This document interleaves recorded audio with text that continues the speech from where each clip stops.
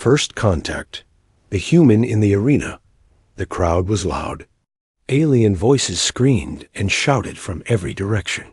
Lights flashed over a massive steel arena in the middle of a giant dome-shaped stadium. It was not Earth. It was not home.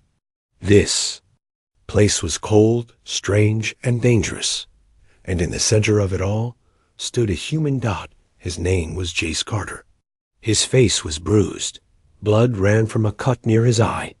His hands were tied behind his back as two guards shoved him forward. His clothes were torn, but his eyes? His eyes were still sharp, still angry. Still alive. Above the arena, sitting on a high platform like a throne, was a tall alien woman. She had silver armor, glowing eyes, and a crown made of black metal. Her name was Commander Virel, ruler of the Xyrix Dominion. She watched the human carefully. He looks weak. Someone near her said. She didn't answer. She just stared at him like he was a puzzle she needed to solve. A loud horn blew. Suddenly, a large gate opened on the other side of the arena. The ground shook. Heavy footsteps echoed. Out came a beast, 7 feet tall, covered in thick armor-like skin, with 4 glowing eyes and sharp claws. The alien crowd roared with excitement. This was what they came for. This was the blood trial. The guards pushed Jace into the center. They cut the ropes on his wrists and threw a small knife at his feet, more like a toothpick than a weapon. The beast charged. Jace didn't panic. He looked at the knife. Then he looked at the crowd. He smiled. It wasn't a kind smile. It was the kind of smile a man wears when he knows he has nothing to lose. The beast roared again and ran toward him, claws ready. Jace didn't pick up the knife. Instead, he ran straight at the beast. The crowd gasped. Even Commander Virel sat up straighter. At the last second, Jace ducked under the beast's swing, grabbed its arm, and flipped it over his shoulder. The arena shook as it hit the ground. Without waiting, Jace jumped on top of it and punched the creature in the face.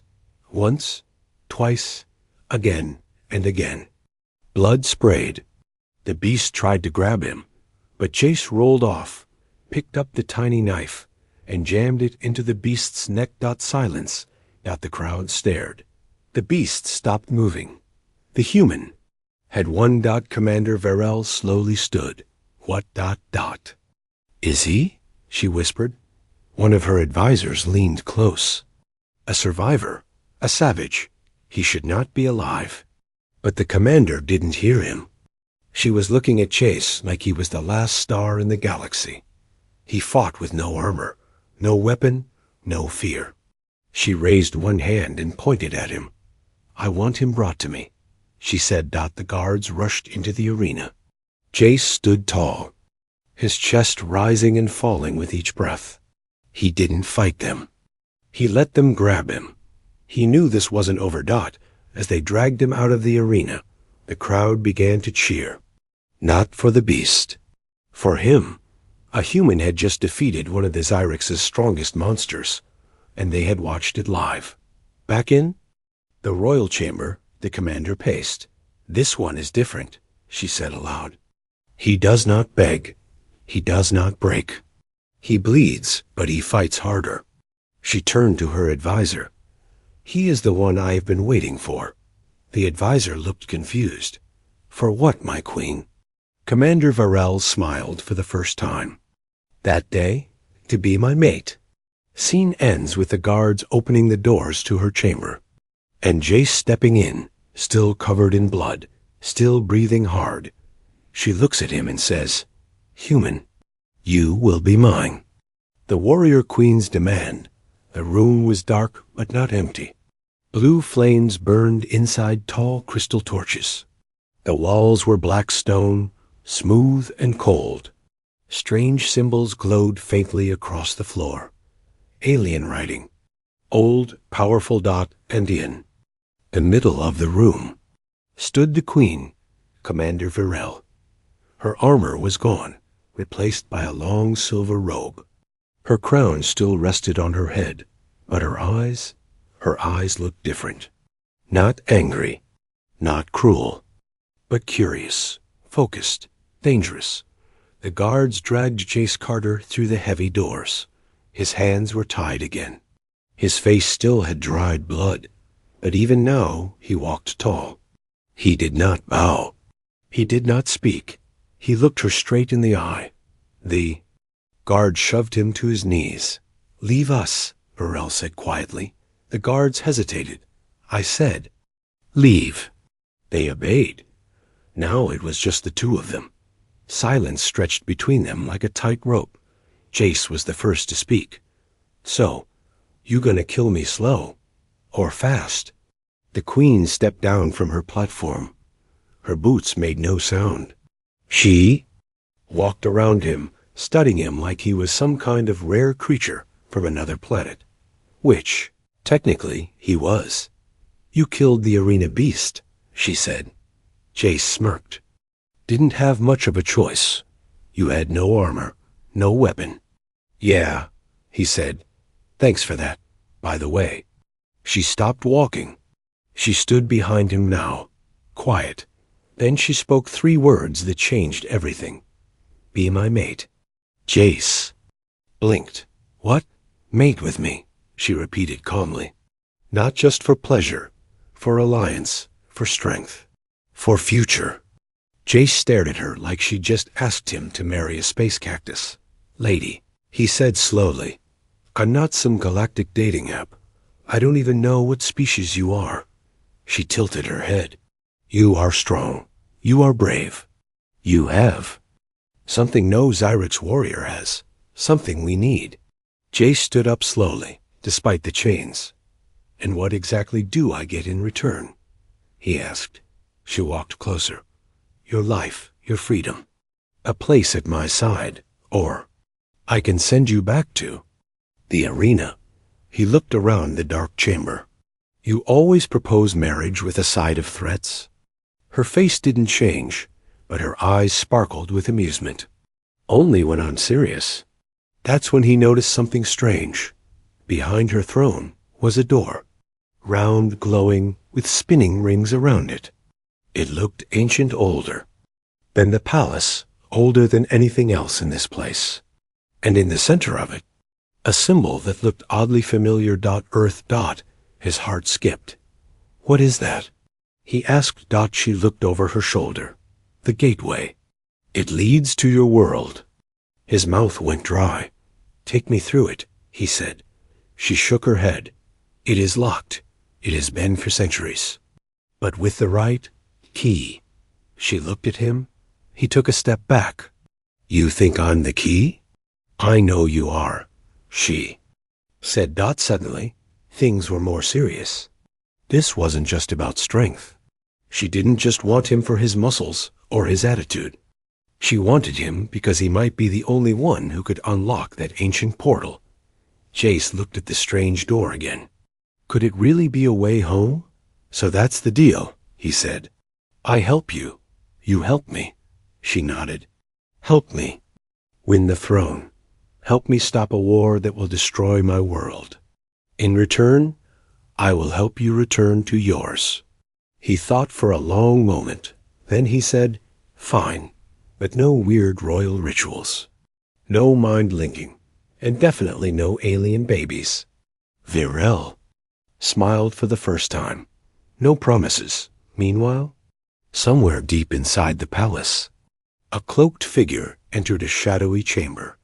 Around a black table, 5 alien generals sat, watching glowing images of Jace's fight in the arena. "The queen has chosen a human," the cloaked figure said. The generals hissed in anger. "That cannot be allowed." One growled. "She defies the old blood." Another spat. "She invites war." The figure raised a hand. "Let her play with her pet human," he said. "Let her think he's loyal." A pause. Then, "We kill them both." The deal. Jace Carter never thought he'd make a deal with an alien queen, especially not one who wanted him as a mate, a soldier, and maybe a key to an ancient weapon. But here he was walking beside Commander Varel, through a long hallway made of smooth black stone, guarded by warriors with spears that hummed with blue light. His hands were still cuffed, but at least now they were walking together. Not as prisoner and queen, but as something else. Something more dangerous. Tell me one thing, Jace said, glancing sideways at her. How many people do you usually threaten into relationships? She didn't laugh. She rarely did. I do not threaten, she replied coldly. I give choices. The weak fear them. The strong accept them. He raised an eyebrow. And what does that make me? She finally looked at him. A gamble. They reached a large chamber. The door opened with a hiss. Inside was a holographic war map, a glowing model of planets, ships, and red marks moving toward Varel's territory. She pointed at the largest red mark. General Zaylor, my cousin. He wants my crown. He believes the throne should stay pure.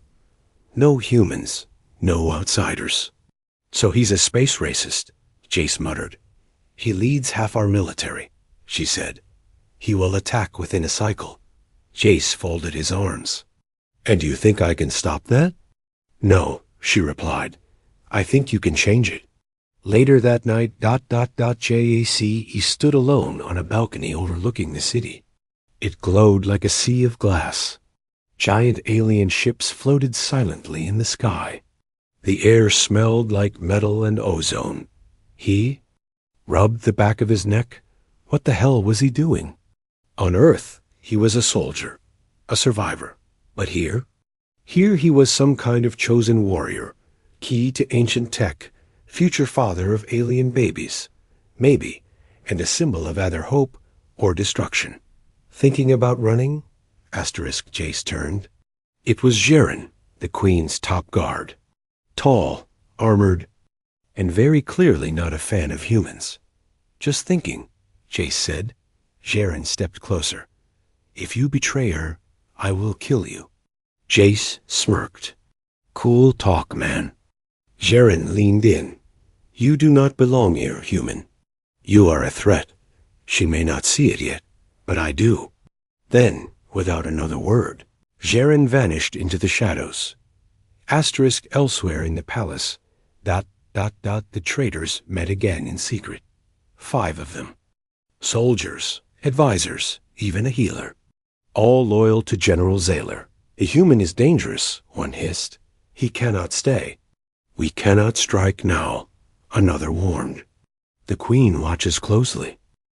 But a third smiled darkly. No, he said, we won't strike him. We'll let him believe he's safe. Let him believe she cares for him.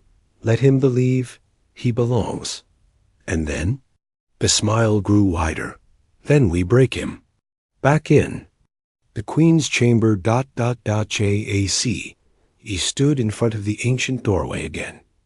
The one with Earth's symbol, the portal, the key to going home. Touch it, Varel ordered.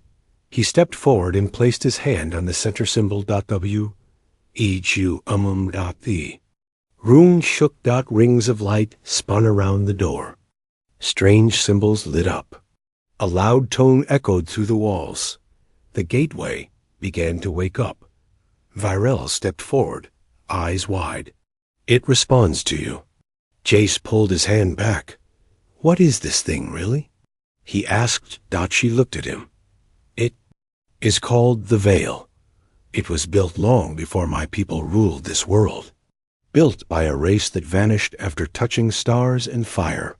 Some say it was made by humans. Jace's heart skipped. If you are truly the key, she said, you are more than a warrior. You are a weapon, a bridge, maybe even a king. He shook his head. I didn't ask for any of this. No, she said, but neither did I.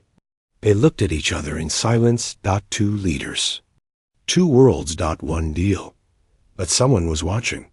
From a hidden room, a spy transmitted a message. The human has awakened the Veil. Begin the plan. Break the deal. And the Queen? Betrayal in the palace. The palace looked calm on the outside. Guards. stood in perfect lines. Lights glowed across the towers. Alien ships hovered above like silent eagles. But inside ... the air had changed. Something was wrong. Jace Carter could feel it. He walked through the golden corridor with Sharon behind him. The Queen's loyal, but extremely annoyed, head of security. 2 guards followed. Everything looked normal ... but Jace had been a soldier long enough to know when things are too quiet, someone's loading a gun behind the curtain. "What's going on?" he asked.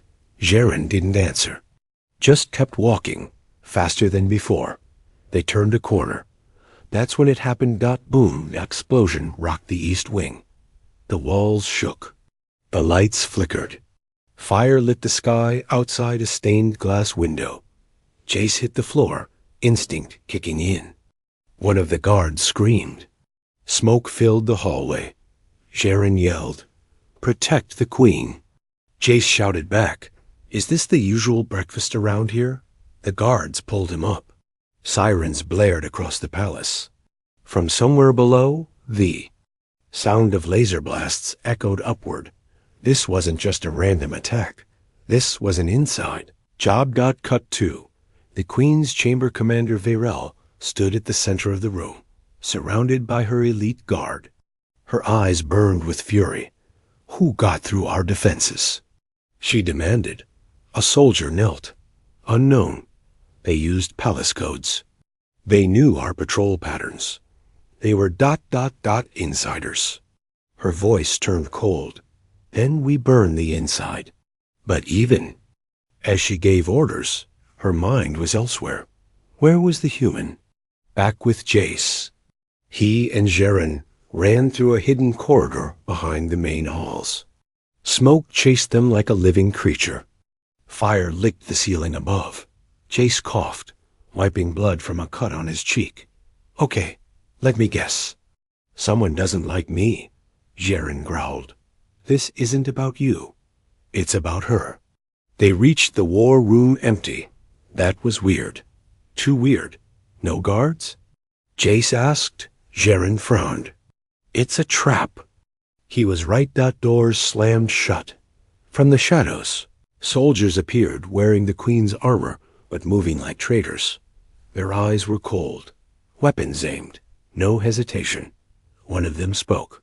"The Queen has fallen. Surrender the human." Jace raised both hands. "Okay, but just so I'm clear, what part of me do you want surrendered?" Sharon didn't wait. He pulled a blade from his back and charged. Chaos exploded. Jace ducked a plasma blast, grabbed a fallen guard's stun rod, and smashed it into a traitor's chest. The enemy screamed and collapsed. Sharon fought like a storm. Sharp, fast, brutal. But there were too many.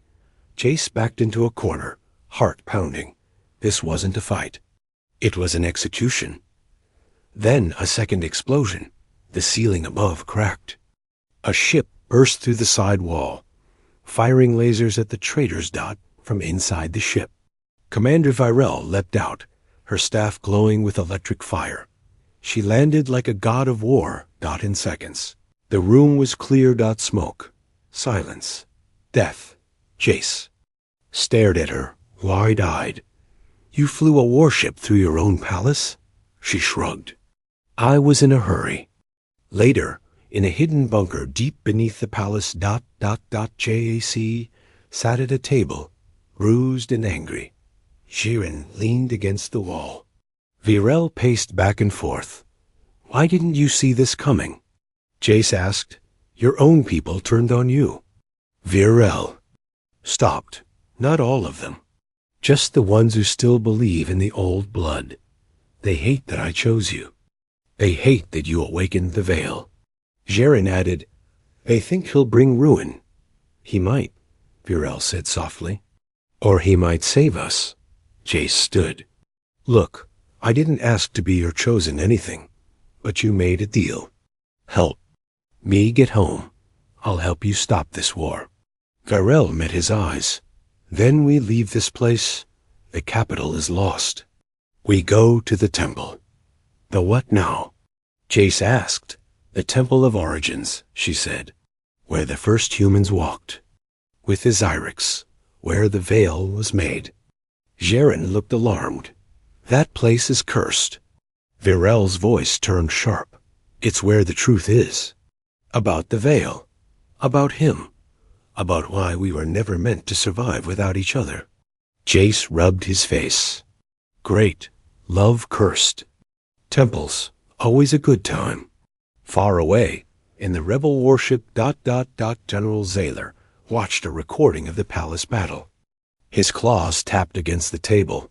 The queen survives. He growled. A cloaked figure replied, but the human bleeds. Zaylor smiled. Good. Let him bleed. Let him run. Because when he reaches the temple, I'll be waiting. Asterisk the truth. Revealed asterisk, the journey to the Temple of Origins was long and deadly quiet. Jace sat inside the dropship, staring out the window. Alien trees with glowing roots passed below. In the distance, black mountains rose like giant teeth, their peaks hidden in clouds that pulsed with strange light. No one spoke. Not Shiran, who kept his weapon close and his trust closer. Not Virel, who stood near the cockpit, staring ahead like she could see the future coming for her. And not Jace, because something inside him had changed since the betrayal. He was no longer just a visitor here. He was part of this war. Whether he liked it or not, they landed just before sunset. The Temple of Origins stood alone in a dead valley, its walls half buried in stone and time. Black vines crawled across massive alien statues. The air buzzed with electricity, like the ground itself remembered what happened here. Long ago. This place feels haunted, Jace muttered. Virell replied. It is. Inside the temple, the walls were covered in carvings. Some were Zyrex, some were older. Some were impossibly Earth-like. Jaren lit a torch. This place was sealed for centuries. Forbidden. Lost. Virel placed her hand on the stone door at the end of the hall. Not lost. Hidden.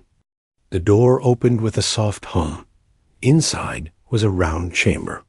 Symbols lined the floor, glowing softly. At the center, an ancient pedestal. On top of it, a strange crystal sphere, humming with power. As Jace stepped in. The sphere pulsed. The door slammed shut. Lights flared. Suddenly, the room spoke. Jace Carter, human, descendant of the first flame. Everyone froze. Who? Did the wall just say my name? Jace asked. DNA confirmed. Earth origin. Human Zyrex resonance detected. Initiating memory sequence. The sphere exploded with light. Images filled the air, a holographic story.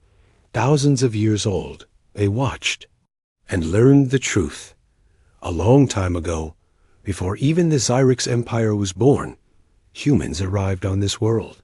Not by accident, but as explorers, scientists, ambassadors. They helped build cities. They taught language. They shared technology. But something went wrong. A war. A betrayal. A hidden power awakened. The humans fled. But some stayed. Their blood mixed with the Zyrex. Over generations, the truth was forgotten. Erased. Until now. Jace stood in shock. Wait, you're saying I'm not the first human here? Virel turned to him slowly.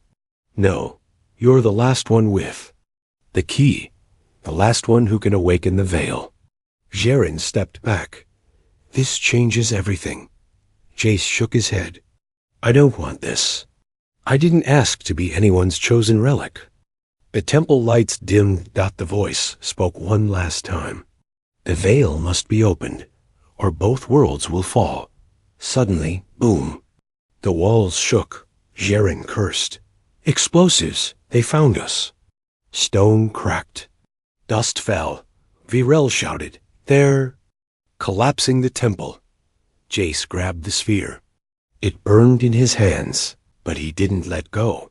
They ran through the corridors as explosions ripped the ancient halls apart. Behind them, General Zayler's soldiers poured in, armed and ruthless. Don't let the human escape. One shouted. They reached a tunnel just as it began to collapse. Jiren shoved Jace forward. Go. I'll hold them. No, Jace shouted, but Jiren was already turning, blade drawn, eyes full of fury. Protect the key. He roared. Then he was gone, swallowed by falling stone and fire.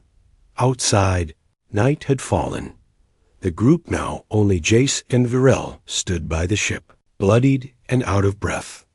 Jace looked down at the glowing sphere in his hand. This is bigger than Earth, bigger than your crown. Isn't it? Virel nodded. The veil is not just a door. It is a weapon, a bridge, a test. Jace met her eyes. And what happens if I fail? Her voice was quiet. Then both. Our worlds die. Meanwhile, General Zayler stood over the broken ruins of the temple, breathing in dust and smoke. He picked up a piece of the shattered wall. It had a human face carved into it. Let him run, he said. Let him believe he has time. He crushed the stone in his hand. When the veil opens, I will be waiting on the other side. War of the Worlds *. The capital was burning. Flames reached the towers. Ships fell from the sky like dying stars. Explosions lit the clouds red. Screams echoed through the metal streets. The war had started, and it wasn't just civil war anymore. It was extinction. Jace Carter stood on a cliff outside the city, wearing something new, a suit of alien armor that shimmered like liquid metal and hummed with energy, built from ancient tech. Bound to him through the crystal sphere he stole from the temple. This wasn't just armor. It was alive. And it had chosen him. Commander Virel stood beside him, her own battle gear glowing silver and crimson. Her face was hard, but her eyes showed the weight of everything she was about to risk. Are you ready? She asked. Jace. He looked at the burning city, then at the sky, where General Zayler's warships flew like a swarm. He cracked his knuckles. Let's make some noise. Flashback.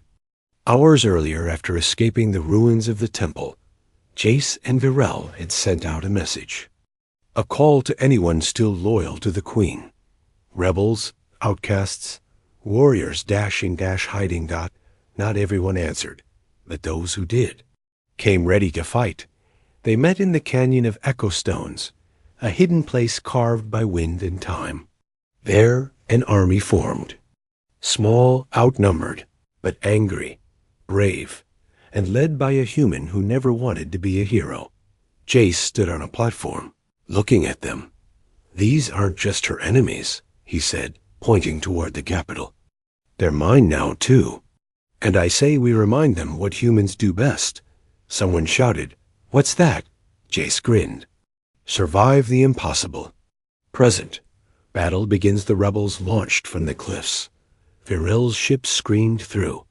The sky, dodging enemy fire. Ground troops rode hoverbikes, racing through the smoke. Above them all Jace flew. Yes, flew. His armor extended wings of light. His hands glowed with plasma fire. And when he landed on the first enemy ship, it exploded. He tore through Zayler's troops like thunder with a grudge. Each punch sent shockwaves. Each blast lit up the sky. This wasn't the human who crashed into an alien prison weeks ago. This was the one the Veil had whispered about. But elsewhere, danger moved in silence. Inside the Queen's base, one of her advisors slipped away from the control room and entered a hidden tunnel. He pulled out a device, spoke into it. Phase 2 ready. While they fight the front, I'll take the Veil myself.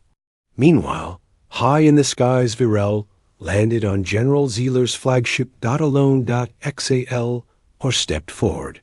His armor was ancient and massive, built for war, glowing with red fire. You look tired, cousin, he said. You look old. She shot back. They circled each other. You brought a human to my world, he growled. You polluted our blood. No, she replied. I reminded it where it came from. Then they charged. Blades clashed. Sparks flew. It was not a fight. It was a storm in steel and rage. Back on the ground, Jace was winning. Until he wasn't out. An energy cannon hit him from behind. His armor cracked. He crashed into a building, smoke rising from his back. A shadow loomed above him. It was Z.A.G. Ron. Alive. Different. His body was burned, fused with cybernetic parts. His eyes glowed red. He had survived the temple collapse, but not as the same man. I protected you, Jaren said, voice robotic. Now, I destroy you. Jace stood slowly. Oh, great. Zombie robot bodyguard revenge arc. Classic. They fought in the ruins, power against power, old loyalty against new hatred. In the end, Jace didn't kill him. He spoke. I never wanted to be your enemy, Jaren. You chose this. For a moment. The red faded from Jaren's eyes. Then he fell. In the flagship. Virel had lost her blade. Zaylor raised his. Say goodbye, Queen. Before he could strike, Jace smashed through the ceiling like a meteor. He caught the blade with one hand. You again? Zaylor spat. Jace looked down at Virel. I told you, he said. I'm not letting you do this alone. Then he turned to Zaylor. Let's end this. They fought. Power versus power. Ancient tech versus ancient hate. Jace nearly died twice, but in the end, he used the sphere. Unleashed its energy. And with one final blast, the warship exploded in the sky. Silence. The rebels watched the flames fall. And from the smoke, two figures emerged. Jace, Virel. Alive. Not beaten. But as they celebrated, the ground shook. And from deep below the planet, the veil opened. Not just glowing this time. Not just humming. It opened. And something looked back. The final bond. The veil was open. And it was not a doorway anymore. It was a mouth. A wound. A question. And something inside. It was answering. Jace. Carter stood at the edge, the ground crumbling under his boots. Behind him, the battlefield was quiet, smoke rising, ships burning, bodies still. Beside him, Virel breathed hard, bleeding, but alive. They had won the war, but the war wasn't the real threat. From the center of the veil, a shape moved. Not a creature, not a ship, a presence. Old, unseen, waiting. The voice came not through the ears, but inside their minds. The bond is incomplete. The bridge is cracked. The last key must choose. Jace stared into the swirling energy. He saw earth blue, distant, beautiful. He saw Virel fierce, broken, standing tall, even in defeat. And he understood. This was never just about blood, or strength, or war. This was about connection. Two species. One bond. Flashback. Hours earlier, after Zaylor's death, the rebels celebrated. Some cried. Some sang. Some simply sat in silence. Jace sat alone, the crystal sphere pulsing gently in his hands. Virel joined him. You did what no one else could. He looked at her. And now I get to choose. She nodded. The veil is open. You can go home. Can I? He asked. What if Earth isn't the same anymore? What if I'm not? You are, she said. But you're more, too. A pause. Then she whispered, Stay. With me. With us. He didn't answer. Not yet. Now standing before the veil, the energy surged. Time was running out. The veil wasn't stable. It was cracking open reality, pulling on both worlds like a black hole made of memories. If he stepped through, Earth might live.